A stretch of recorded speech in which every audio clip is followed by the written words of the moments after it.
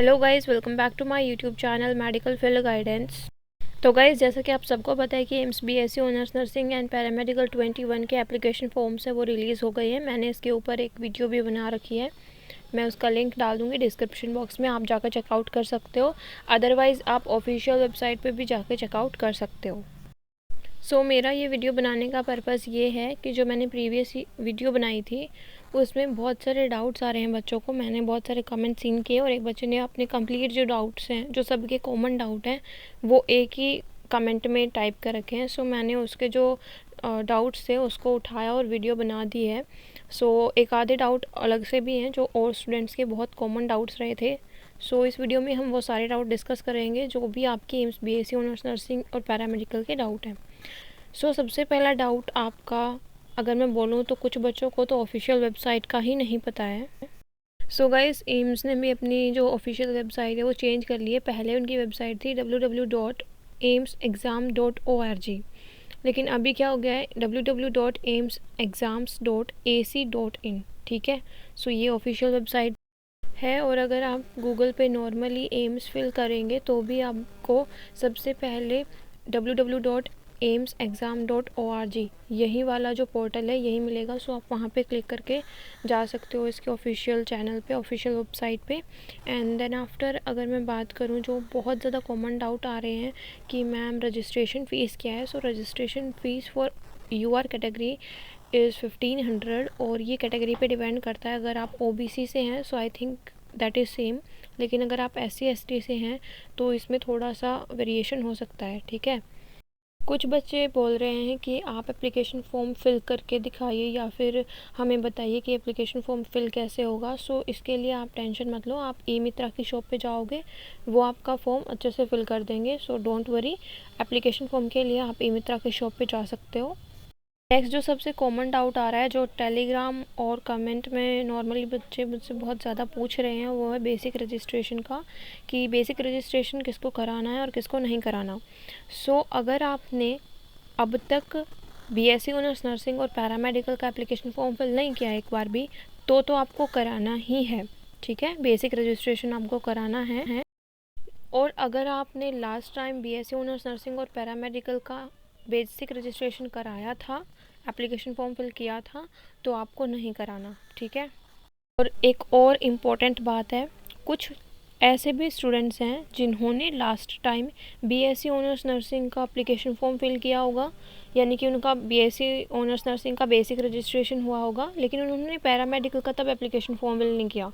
या vice versa, ऐसा हो सकता है कि पैरामेडिकल का फिल किया होगा लेकिन एम्स बीएससी ऑनर्स नर्सिंग का नहीं किया। उन स्टूडेंट्स को क्या करना है, आपकी बार जिनका आपने लास्ट टाइम फिल नहीं किया उसका बेसिक रजिस्ट्रेशन कराना है, और जिसका फिल किया था उसके कराने की कोई ज़रूरत नहीं है। आई होप मैंने आपको ये पॉइंट क्लियर कर दिया होगा कि बेसिक रजिस्ट्रेशन किसको कराना है और किसको नहीं कराना। देखो, ये फ़र्क नहीं पड़ता कि आपने एंट्रेंस एग्ज़ाम दिया था या नहीं दिया, आपने सिर्फ एप्लीकेशन फ़ॉर्म फिल किया होना चाहिए। ठीक है, लास्ट टाइम तो आपको बेसिक रजिस्ट्रेशन अब की बार नहीं कराना है। और अगर आप न्यू स्टूडेंट हैं, पहली बार फिल कर रहे हैं फॉर्म को, तो आपको कराना ही है बेसिक रजिस्ट्रेशन। नेक्स्ट डाउट के ऊपर आते हैं। बहुत सारे बच्चे पूछ रहे हैं कि जो हमारा एंट्रेंस एग्ज़ाम होगा, चाहे वो पैरामेडिकल का हो चाहे वो बीएससी ऑनर्स नर्सिंग का हो, वो ऑनलाइन होगा या ऑफलाइन मोड में होगा। गाइज़, ये आपका ऑनलाइन मोड में होगा। ऑनलाइन का मतलब ये नहीं है कि आप घर पे बैठे रहोगे तो आपका होगा, वो CBT होता है, कंप्यूटर बेस्ड टेस्ट होता है, मतलब आपको कंप्यूटर बेस्ड टेस्ट देना होगा। ऑनलाइन का मतलब ये होता है। ठीक है, आपके बीएससी ऑनर्स नर्सिंग और पैरामेडिकल दोनों का ही एंट्रेंस एग्ज़ाम है, वो ऑनलाइन मोड में होगा। ठीक है, नेक्स्ट जो डाउट आ रहा है वो है कि क्या एक कैंडिडेट है वो BSc honours nursing and paramedical दोनों का ही एप्लीकेशन फॉर्म फिल कर सकता है एक टाइम पे। हाँ, बिल्कुल कर सकता है, लेकिन कंडीशन ये होनी चाहिए कि आप फीमेल कैंडिडेट हो। ठीक है, क्योंकि एज़ यू ऑल नो कि जो हमारा पैरामेडिकल है वो मेल के लिए होता है, मेल एंड फीमेल बोथ के लिए होता है, लेकिन BSc nursing are only for females. ठीक है, अगर आप फीमेल हैं तो आप BSc honours nursing and paramedical दोनों का एप्लीकेशन फॉर्म एक टाइम पे फिल कर सकते हो। और जो आपके एंट्रेंस एग्ज़ाम की टाइमिंग है, एज़ यू कैन सी कि आपकी डेट्स अलग अलग हैं, तो आप कर सकते हो। ठीक है, इसके लिए अप्लाई एक साथ। नेक्स्ट जो आपका डाउट है कि पेपर पैटर्न कैसा होता है, पेपर में कितने क्वेश्चंस आते हैं, कितने सेक्शन से आते हैं, न्यूमेरिकल आते हैं कि नहीं आते, सो वो हम डिस्कस करेंगे। देखो आपका जो पेपर पैटर्न होता है, फिर बीएससी ऑनर्स नर्सिंग 100 मार्क्स के क्वेश्चन आते हैं और 100 ही क्वेश्चन आते हैं, 1 मार्क का क्वेश्चन होता है, ठीक है। सो आपके 30 पीसीबी के मार्क्स होते हैं, पीसीबी के क्वेश्चंस होते हैं और आपके 10 questions are from GK. GK में आपका रीजनिंग भी आ सकता है, करंट अफेयर भी आ सकता है और नॉर्मल जनरल नॉलेज भी आ सकती है। लेकिन अगर मैं बात करूं पैरामेडिकल की तो 90 मार्क्स का एग्ज़ाम होता है और उसमें क्या होगा, उसमें आपके 30 फॉर पीसीबी होंगे, उसमें जीके नहीं होती, ठीक है। ये डिफरेंस होता है, आपका ध्यान रखना। और आपके जो मैं बोलूँ कि न्यूमेरिकल आते हैं कि नहीं आते केमिस्ट्री और फिज़िक्स में, सो न्यूमेरिकल आते हैं और बहुत इजी न्यूमेरिकल आते हैं, कोई हाई-फाई न्यूमेरिकल नहीं आते हैं, नीट के लेवल के तो बिल्कुल नहीं आते, बहुत इजी न्यूमेरिकल आते हैं, आप देखकर उनको सोल्व कर सकते हो। नेक्स्ट जो हमारा डाउट है कि नेगेटिव मार्किंग होती है या नहीं होती, तो BSc honours nursing and paramedical दोनों में ही नेगेटिव मार्किंग होती है, ठीक है। एक और डिफरेंस है कि बीएससी ऑनर्स नर्सिंग और पैरामेडिकल में डिफरेंस क्या होता है। सो देखो, बीएससी ऑनर्स नर्सिंग आपका 4 ईयर का होता है और सिर्फ गर्ल्स के लिए होता है, ठीक है, 4 ईयर का होता है और इसके बाद इन दोनों में ही आपको कॉन्ट्रैक्ट बेस्ड जॉब मिलती है 3 ईयर की। उसमें आपकी सैलरी होती है 40,000। ये मैं कुछ एडिशनल बातें आपको बता रही हूँ ताकि आप लोगों को थोड़ा इसके बारे में और नॉलेज हो। और जो आपका एम्स बीएससी ऑनर्स नर्सिंग है वो आपके 7 एम्स में होता है और पैरामेडिकल जो है वो 3 एम्स में होता है, ठीक है। सो 7 एम्स है, उसके ऊपर मैंने एक सेपरेट वीडियो बना रखी है, आप वहाँ से चेकआउट कर सकते हो, वरना बहुत ज़्यादा लंबी वीडियो हो जाएगी जो कि मैं नहीं चाहती हो। और एक और डाउट है कि सिलेबस क्या है मैम, क्योंकि अगर आपको पता होगा कि 12th क्लास का जो बोर्ड एग्ज़ाम्स का सिलेबस है वो रिड्यूस हो गया है, सो क्या BSc honours nursing and paramedical का जो एंट्रेंस एग्ज़ाम का सिलेबस है वो भी रिड्यूस है कि नहीं है।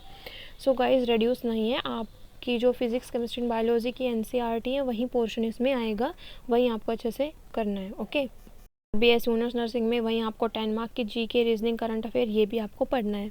नेक्स्ट अगर मैं बात करूँ, एक इम्पॉर्टेंट डाउट आपका ये भी आ रहा है कि मैम हमें जब सिटी चॉइस करनी होगी, सेंटर चॉइस करने होंगे, तो हमें क्या दिल्ली आना पड़ेगा या फिर क्या होगा। सो गाइस, जब आप एप्लीकेशन फॉर्म फिल करोगे तब आपको सेंटर्स की चॉइस मिलेगी, जो आपके नियर बाई सेंटर आप उनको चूज़ कर सकते हो, ठीक है। अगर आपके नियर बाय दिल्ली होता है तो आप दिल्ली को चूज़ कर सकते हो या फिर कोई और है उसको भी चूज़ कर सकते हो। एक और डाउट ये है कि मैम जो भी अदर एम्स हैं, जैसे मैंने बताया कि बीएससी ऑनर्स नर्सिंग 7 एम्स में होता है, तो क्या हमने अलग अलग फॉर्म फिल करना है उनका, तो नहीं, आपको सिर्फ एक ही फॉर्म फिल करना है। काउंसलिंग के टाइम पे आपको ये जो है एम्स अलॉट होते हैं आपकी प्रेफरेंस और आपकी रैंक के अकॉर्डिंग, ठीक है। सो ये तो आगे की बातें हैं, आप पहले एप्लीकेशन फॉर्म फिल करना है और एक ही करना है, ऐसे नहीं अलग अलग फिल करना है। नेक्स्ट जो डाउट है लैंग्वेजेस का है कि किस लैंग्वेज में एग्ज़ाम कंडक्ट होगा, इंग्लिश में होगा या हिंदी में होगा। सो गाइज़, आपका बोथ दोनों में होता है, लेकिन ऐसा नहीं है कि आपकी जब आप एग्ज़ाम दोगे तो आपको हिंदी भी शो हो रही है और इंग्लिश भी शो हो रही है, ऐसा नहीं होगा। आपके पास आपका एग्ज़ाम स्टार्ट होने से पहले ऑप्शन आएगा कि हिंदी में चाहते हो कि इंग्लिश में चाहते हो। सो आपको एक चूज़ करना पड़ेगा। अगर आपने हिंदी चूज़ किया है तो आपको सिर्फ हिंदी में पेपर मिलेगा, इंग्लिश का उसमें कोई वर्ड नहीं होगा। लेकिन अगर आपने इंग्लिश चूज़ किया तो फिर उसमें हिंदी का कोई वर्ड नहीं होगा, ठीक है। सो ऐसे आपकी दोनों में दे सकते हो, लेकिन आपका जो कंडीशन ये है कि आपके सामने एक ही लैंग्वेज शो हो गया, ऐसा नहीं फिर आप दोनों में देख रहे हो उसको। गाइस, एक स्टूडेंट का डाउट है कि जिसने बीएससी कंप्लीट कर लिया तो क्या वो भी इस एग्ज़ाम को दे सकते हैं। सो हाँ, आप दे सकते हो, आपकी एज 21 ईयर से कम होनी चाहिए, आप इस एग्ज़ाम को दे सकते हो। एक और मैं आपको बात बता दूं कि पैरामेडिकल को वो स्टूडेंट्स भी दे सकते हैं जिनके पास आपकी बायोलॉजी नहीं है, ठीक है, लेकिन फिज़िक्स, केमिस्ट्री एंड मैथ होना चाहिए, फिर उनके पास साइंस स्ट्रीम से होने चाहिए, बायोलॉजी कंपलसरी नहीं है for paramedical. BSc honours nursing में वो कंपलसरी है।